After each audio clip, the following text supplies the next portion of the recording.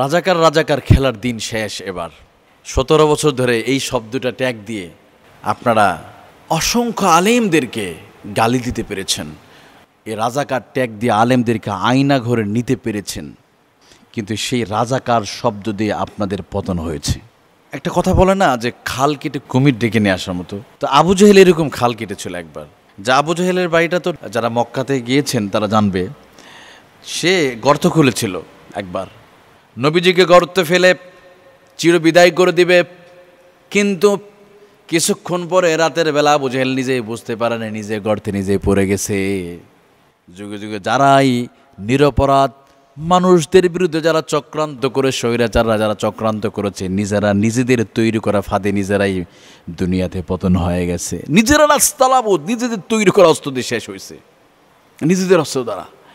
এই রাজাকার শব্দ দিয়ে নিরপরাধ মানুষকে আপনি চাকরিচ্যুত করছেন, নিরপরাধ একটা আলেমকে ফাঁসি দিতে পেরেছেন, নিরপরাধ একজন আলেমকে আয়না ঘরে নিয়ে যেন জীবন্ত দুনিয়াতে যেন অর্থাৎ আর একটা কবরের স্বাদ দিয়েছেন, 10 বছর 20-15 বছর করে রাখছেন। আজকে সেই রাজাকার শব্দ দিয়ে আজকে আপনাদের পতন হয়েছে। এর চেয়ে তার কী শিক্ষা হতে পারে এই জালিমদের জন্য? আর কি শিক্ষা হতে পারে? আর মানুষ, এদেশের যুবকরা বুঝে গেছে, যুব সমাজ আন্দোলনের শুরুর দিকে যখন উনি কথাটা বলেছিলেন, হয়তো উনি ভেবেছিল যে এই কথাটা বললে মনে হয় অনেকে খুশি হবে।